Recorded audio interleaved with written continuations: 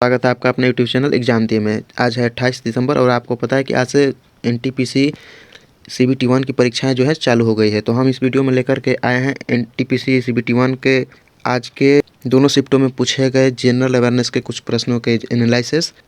तो अगर आप एनटीपीसी के एग्ज़ाम दे करके आ रहे हैं या देने वाले हैं तो इस वीडियो को ज़रूर देखें। अगर दे करके आ रहे हैं तो आपको पता लग जाएगा कि आपने कितने आंसर सही किए हैं, और देने वाले हैं तो आपको पता चल जाएगा कि किस तरह के किस टाइप के आंसर पूछे जा रहे हैं। चलिए वीडियो को शुरू करते हैं। तो देखिए दोस्तों, आज के पूछे गए जनरल अवेयरनेस के क्वेश्चनों में से कुछ थे। चिकनकारी भारत के किस शहर में प्रसिद्ध है? आंसर है लखनऊ। अगला था भारत का सबसे लंबा राष्ट्रीय राजमार्ग कौन सा है? यह है NH-44। तो अगर NH-44 मार्कर आए हैं आप टिक तो सही मार्कर आए हैं बिल्कुल। अगला है DNA डबल हेलिक्स मॉडल किसके द्वारा दिया गया है? आंसर है फ्रांसिस क्रिक और जेम्स वाटसन। अगला था आपका देश बंधु उपाधि की स्वतंत्रता सेनानी को दी गई थी? आंसर है चित्तरंजन दास। अगला था आपका शारदा अधिनियम बाल विवाह निरोधक अधिनियम कब पारित हुआ था? तो यह है 1929 को। अगला था आपका भारत में कितने रामसर साइट हैं? आंसर है 42। बिहार के वर्तमान राज्यपाल के बारे में आया था, फागू चौहान। आसान सा क्वेश्चन था। भारत के सबसे युवा राष्ट्रपति कौन है? नीलम संजीव रेड्डी। अगला आया था आपका URL का फुल फॉर्म। तो इसका फुल फॉर्म होता है यूनिफॉर्म रिसोर्स लोकेटर। ठीक है, तो आपने अगर यूनिफॉर्म रिसोर्स लोकेटर पे क्लिक किया है तो आपने बिल्कुल सही किया है। अगला देखिए, अगला था ऑक्सीजन के बिना माउंट एवरेस्ट पर चढ़ने वाला पहला आदमी कौन था? ये था जुंको तबिएब। अगला क्वेश्चन था आपका बंगाल विभाजन कब हुआ? देखिए, बंगाल विभाजन हुआ था 1905 को। इसके बाद था राज तरंगिणी किसके द्वारा लिखी गई थी? आंसर था कल्हड़। ठीक है, अगला था सेरिकल्चर किससे संबंधित है? देखिए, रेशम की खेती से संबंधित है।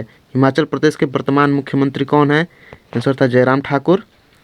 अगला था सबरीमाला मंदिर किस राज्य में है? यह है केरल। ये सबरीमाला मंदिर पे दोस्तों बहुत विवाद हुआ था। इसमें जो लेडीज़ को प्रवेश न दे करके ये जो प्रॉब्लम किया गया था क्रिएट, इसमें बहुत बड़ा इशू हुआ था, इसलिए इस क्वेश्चन को अभी दोबारा भी पूछ सकता है। चलिए अगला देखते हैं। अगला था उबंटू किसके अंतर्गत आता है? ये ऑपरेटिंग सिस्टम है एक। वंदे भारत किन दो स्टेशनों को जोड़ता है? देखिए, वंदे भारत जो है दिल्ली और वाराणसी को जोड़ता है। मंगलयान कब लॉन्च किया गया था? 5 नवंबर 2013 को। अगला भारत में किस राज्य की सबसे लंबी तटरेखा है? तो ये है गुजरात। अगला पूछा गया था आपसे भारत में पर्यावरण अधिनियम कब पारित हुआ है? तो आंसर होगा 19 नवंबर 1986 को। अगला पूछा गया था दोस्तों पानीपत की दूसरी लड़ाई किस वर्ष हुई थी? आंसर है आपका 5 नवंबर 1556 को। उसके बाद था 55वां ज्ञानपीठ पुरस्कार किस मलयालम कवि को दिया गया था? तो ये है अच्युतन नंबूदरी, जो एक मलयालम कवि है, इनको दिया गया था। देखिए, अगला था राज तरंगिणी, ये तो बता चुके हैं, कल्हड़। इसके बाद था खेलो इंडिया गेम्स 2020 कहाँ आयोजित किया गया था? ये किया गया था दोस्तों गुवाहाटी में। उसके बाद था वंदे भारत एक्सप्रेस किन दो स्टेशनों को जोड़ती है? तो दिल्ली से वाराणसी। किस भाग को कंप्यूटर का मस्तिष्क कहा जाता है? CPU। तो देखिए, कंप्यूटर के बारे में भी क्वेश्चंस आ रहे हैं, तो आप थोड़ा कंप्यूटर के बारे में भी नॉलेज करके जाइएगा अगर आपके एग्ज़ाम आने वाले हैं तो। चलिए अगला देखते हैं। अगला है किस बैंक का बैंक ऑफ बड़ौदा में विलय हुआ है? तो ये विजया बैंक। इस साल जो है दोस्तों बहुत से बैंकों का मर्जिंग हुआ है, तो इस टॉपिक को भी पढ़कर जाइएगा, इससे भी रिलेटेड क्वेश्चन आ रहे हैं। देखिए, पटचित्रा कला क्या है? चित्रकला की एक शैली है जो उड़ीसा राज्य में कला के रूप में जानी जाती है। अगला था सबरीमाला मंदिर भारत के किस राज्य में है? केरल। और DRDO के वर्तमान अध्यक्ष डॉक्टर G सतीश रेड्डी। और अगला था दांडी गुजरात के किस जिले में स्थित है? नवसारी जिला। कुडनूम परमाणु ऊर्जा परियोजना किस राज्य में है? तमिलनाडु। पंज प्यारे की शुरुआत किस सिख गुरु ने की थी? गुरु गोविंद सिंह आंसर है। मध्य प्रदेश के राज्यपाल कौन है? आनंदीबेन पटेल। अगला था मोपला विद्रोह किस वर्ष हुआ था? तो 1921 में हुआ था दोस्तों। अगला आया था हार्ड वाटर का रासायनिक सूत्र क्या है? देखिए, ये हार्ड वाटर का रासायनिक सूत्र है परमाणु रिएक्टर में इस्तेमाल किया जाने वाला D2O। अगला आया था आपका विश्व का सबसे बड़ा द्वीप कौन सा है? विश्व का सबसे बड़ा द्वीप है विक्टोरिया द्वीप। खेलो भारत युवा खेल जो है 2020 कहाँ आयोजित किए गए थे? ये गुवाहाटी में किया गया था। नोकिया के CEO कौन है?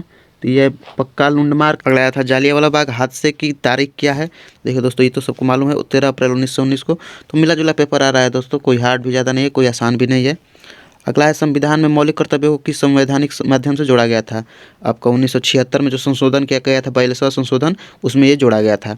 और ये मोपला विद्रोह का स्थान क्या है? तो ये मालाबार केरल। अगला था आपका परमाणु रिएक्टर में D2O की परमाणु का उपयोग क्या होता है। तो ये दोस्तों परमाणु रिएक्टर को धीमा करने के लिए होता है। सूर्य की कौन सी परत में दिखाई देती है। आंसर है फोटोस्फेयर। अगला था प्लासी का युद्ध कब हुआ था। दोस्तों प्लासी का युद्ध हुआ था 23 जून 1757 को। अगला था अर्थशास्त्र 2020 में नोबेल पुरस्कार किसने जीता। तो वो जीता था रॉबर्ट बी विल्सन और पॉल मिली ग्रोम ने। चलिए अगला था आपका कौन सा पुरस्कार संगीत से संबंधित है। तो देखिए दोस्तों ग्रैमी पुरस्कार जो है संगीत से संबंधित है। एनडीए कहाँ स्थित है। तो एनडीए स्थित है खड़गवासला पुणे में। अगला था गली बॉय को कौन सा पुरस्कार दिया गया था। तो ये सर्वश्रेष्ठ फीचर फिल्म का फिल्मफेयर अवार्ड दिया गया था। अगला था उपराष्ट्रपति का वेतन क्या है। उपराष्ट्रपति का वेतन 4 लाख रुपया प्रति महीना है। बीएआरसी का मुख्यालय कहाँ है। तो दोस्तों ये है ट्राम्बे में। अगला था आपका गुलाम वंश के संस्थापक कौन था। तो ये कुतुबुद्दीन ऐबक था। यूएनडीपी की मूल तिथि जो है वो जून 1972 है। अगर आप ये सब टिक करके आए हैं तो आप बिल्कुल सही करके आए हैं। देखिए अगला था भारत में पहली बार राष्ट्रीय आय की गणना किसने की। तो ये दादा भाई नौरोजी ने कराया था। यूएनडीपी का मुख्यालय कहाँ है। तो ये न्यूयॉर्क यूएसए में है। अगला था आपका भरतपुर कहाँ स्थित है। देखिए भरतपुर स्थित है राजस्थान में। अब स्वराज पार्टी का गठन ये कब हुआ था। 1923 में मोतीलाल नेहरू और CR दास द्वारा गठन किया गया था। तो 1923 आंसर है इसका। भारत के दूसरे प्रधानमंत्री लाल बहादुर शास्त्री थे, आपको पता ही है। अगला है मस्तिष्क की बाहरी झिल्ली का क्या नाम है। वह है दृढ़ तनिका। तो देखिए दोस्तों बायो से भी थोड़ा थोड़ा क्वेश्चन आ रहा है और कंप्यूटर से भी आ रहा है और जनरल अवेयरनेस भी आ रहा है। विटामिन डी की कमी के कारण होता है सूखा रोग।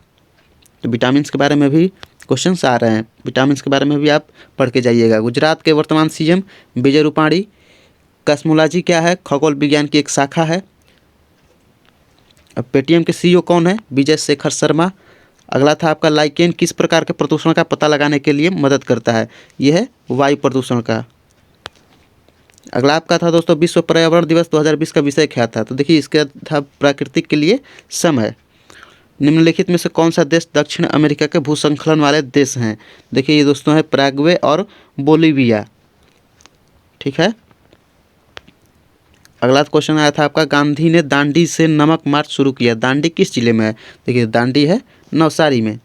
अगला आया था आपका दोस्तों पदार्थ की मात्रा की इकाई क्या है। देखिए पदार्थ की मात्रा की इकाई है मोल। ठीक है। अगला देखते हैं। अगला है यदि पृथ्वी पर किसी वस्तु का द्रव्यमान 60 किलोग्राम है तो चंद्रमा पर उसका द्रव्यमान क्या होगा। देखिए दोस्तों ये मास के बारे में पूछ रहा है। तो मास तो यहाँ पे 60 है तो चंद्रमा पर भी 60 ही होगा। अगर ये वेट के बारे में पूछता तो वो 1/6 हो जाता है यहाँ के मुकाबले। चलिए देखते हैं। अगला है निम्नलिखित में से एक महारत्न कौन है।